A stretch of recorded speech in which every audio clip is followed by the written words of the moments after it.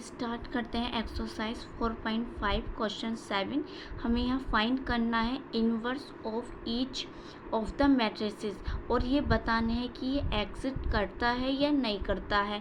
तो हमें फाइंड करना है इन्वर्स। जैसे मैं यहाँ लैट कर लूँ ए, तो क्या फाइंड करना होगा, ए इन्वर्स फाइंड करना होगा, या बी लैट कर लूँ तो यहाँ क्या फाइंड करना होगा, फिर बी इन्वर्स फाइंड करना होगा। ये बात क्लियर हुई। उसके बाद हमें बताना है कि ये एग्जिट कर रहा है या नहीं कर रहा है। क्वेश्चन 7 हम यहाँ सॉल्व करेंगे। तो हमें ये दे रखा है मैट्रिक्स। तो फर्स्ट हमें क्या करना होता है, यहाँ पहले हमें यहाँ लैट करना होता है। तो हम यहाँ पहले लैट करेंगे, तो इसे लैट कर लेंगे ए के इक्वल। जी हमें मैट्रिक्स दिया हुआ है, ठीक है, हमने इसे लैट कर लिया ए के इक्वल। अब इसके नेम पता होने चाहिए हमें कि इन एलिमेंट के क्या क्या नेम है। तो अगर 3x3 का जो हमारे पास मैट्रिक्स है तो उसके नेम यही तो होंगे 1 1 1 2 1 3 2 1 2 2 2 3 3 1 3 2 3 3।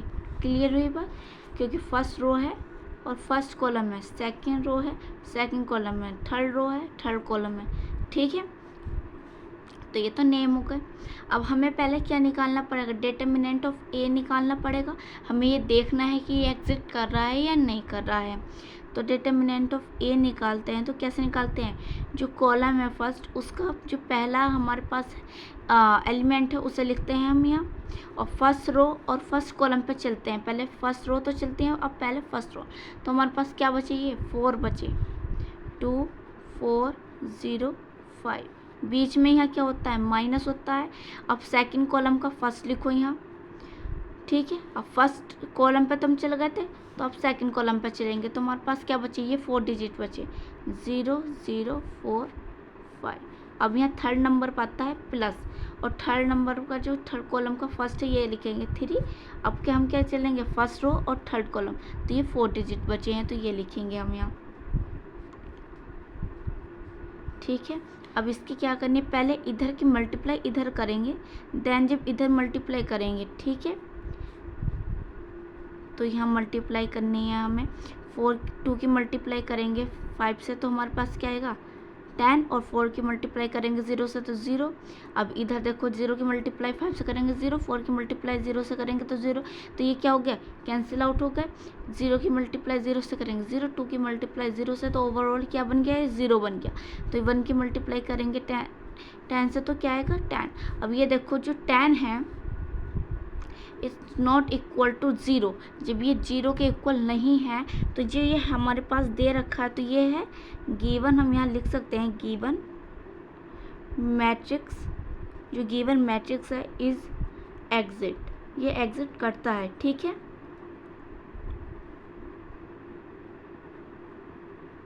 क्लियर हुई बात, ये एग्जिट करता है।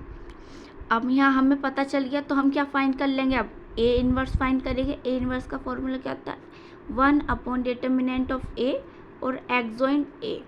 तो अभी तो हमें क्या निकालना है, यहाँ माइनर निकालने हैं, फिर उसके बाद देन हम क्या निकाल पाएंगे, कोफैक्टर निकाल पाएंगे। तो फर्स्ट हम क्या निकालते हैं, 1 और 1। तो 1 1 का मतलब ये है कि फर्स्ट रो है और फर्स्ट ही क्या है, कॉलम है। मतलब ये देखो यहाँ हम फर्स्ट रो पर चले और फर्स्ट कॉलम पर चले। तो पहले 2 की मल्टीप्लाई 5 से करेंगे तो क्या आएगा 10, और 4 की मल्टीप्लाई 0 से करेंगे तो 0। तो यहाँ हमारे पास क्या आ गया है, 10 आ गया है। अब क्या निकाल लेंगे, फर्स्ट रो है और सेकंड कॉलम है, फर्स्ट रो है और सेकंड कॉलम है।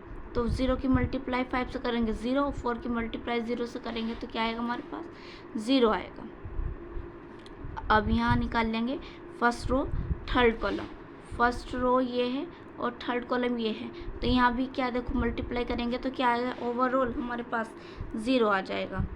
अब यहाँ second row first column, second row है और फर्स्ट कॉलम है। तो 2 की मल्टीप्लाई 5 से करेंगे तो हमारे पास क्या आएगा, यहाँ 10, और 3 की मल्टीप्लाई 0 से करेंगे तो हमारे पास 0 आएगा। तो क्या आएगा, यहाँ 10 आ गया है। अब यहाँ फाइंड करेंगे हम second row second column, second row है और सेकेंड ही कॉलम है। 1 की मल्टीप्लाई 5 से करेंगे तो हमारे पास क्या आएगा 5, 3 की मल्टीप्लाई 0 से करेंगे तो 0, तो यहाँ हमारे पास आ जाता है 5। अब हम फाइंड करेंगे second row third column, second row है और थर्ड कॉलम है। 1 की मल्टीप्लाई 0 से करेंगे 0, 2 की मल्टीप्लाई 0 से करेंगे तो हमारे पास क्या आएगा 0 आ जाएगा यहाँ। अब निकाल लेंगे थर्ड रो फर्स्ट कॉलम, क्या ये थर्ड रो है और ये फर्स्ट कॉलम है। 2 की मल्टीप्लाई करेंगे हम 4 से तो क्या आएगा 8, 2 की मल्टीप्लाई 4 से करेंगे 8, बीच में क्या होता है माइनस। अब 3 की मल्टीप्लाई 2 से करेंगे तो हमारे पास क्या आएगा 6, तो ये हमारे पास क्या आ गया यहाँ 2 आ गया। क्लियर हुई। अब थर्ड रो है सेकंड कॉलम है, थर्ड तो रो है और सेकंड कॉलम है। 1 की मल्टीप्लाई 4 से करेंगे 4, 3 की मल्टीप्लाई 0 से करेंगे तो 0, तो यहाँ क्या आ गया हमारे पास 4 आ गया है। अब थर्ड रो और थर्ड कॉलम है, थर्ड रो है और थर्ड ही कॉलम है। 1 की मल्टीप्लाई 2 से करेंगे 2 और 2 की मल्टीप्लाई 0 से करेंगे तो हमारे पास 0 बन जाएगा, तो यहाँ क्या आ गया 2 आ गया है। ये हमने क्या फाइंड कर लिए हैं माइनर।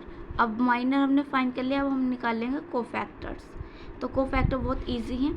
अब जैसे 1 1 निकालना है हमें, तो ये देखो ये जो हमारे पास रो और कॉलम होते हैं इन्हें ऐड करना है। 1 और 1 को ऐड करो 2, 2 क्या होता है इवन, तो इसे एज इट इज रख दो, इवन वाले को हम चेंज नहीं करेंगे, ठीक है।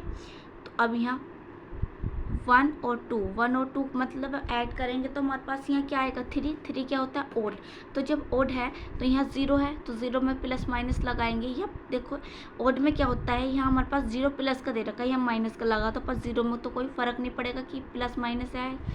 अब यहाँ 3 और 1 ऐड करेंगे 4, 4 क्या होता है इवन, तो इसे एज इट इज लिखो 0। अब यहाँ 2 और 1, 2 और 1 क्या होता है 3, 3 क्या होता है ओड होता है, तो यह ओड है तो यहाँ प्लस दे रखा है तो यहाँ क्या आएगा माइनस आएगा, तो ये साइन चेंज हो जाता है ओड में। यहाँ में क्या है, यहाँ ऐड करो 2 और 2, 4, 4 क्या है इवन, तो ये 5 एज इट इज आया। अब 2 और 3 क्या होता है 2 और 3 5, 5 क्या होता है ओड, तो 0 में प्लस माइनस लगाएंगे तो उसका कोई फ़र्क नहीं पड़ेगा, तो ये एज इट इज 0 आएगा। और 3 और 1, 3 और 1 हमारे पास क्या है 4, 4 क्या होता है इवन, तो इवन को हम एज इट इज रखते तो 2 एज इट इज आ गया। अब यहाँ ऐड करो 3 और 2 क्या होता है 5, और 5 क्या होता है ओड होता है, तो यहाँ हमारे पास प्लस में दे रखा तो ये हमारे पास माइनस में आएगा इधर।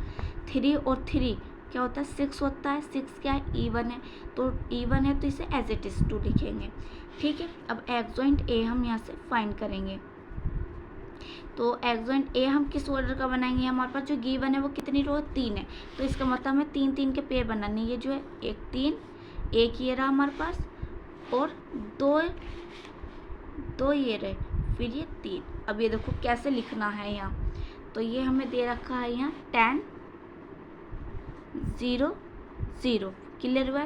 अब माइनस के 10, अब यहाँ हमें दे रखा है 5 0, अब ये 3 लिखो इधर ऐसे 4 -2 -4 और 2, ये हमारे पास आ गया यहाँ, ठीक है।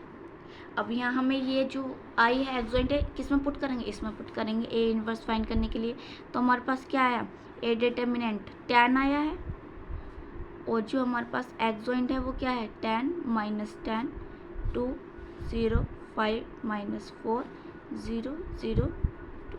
अब इसे अंदर मल्टीप्लाई करना चाहो तो ये कर सकते हो, वरना एज इट इज़ यहाँ आप छोड़ दोगे तो ये हमारा कंप्लीट आंसर हो जाएगा। वीडियो को लाइक करें, शेयर करें और सब्सक्राइब करें चैनल को।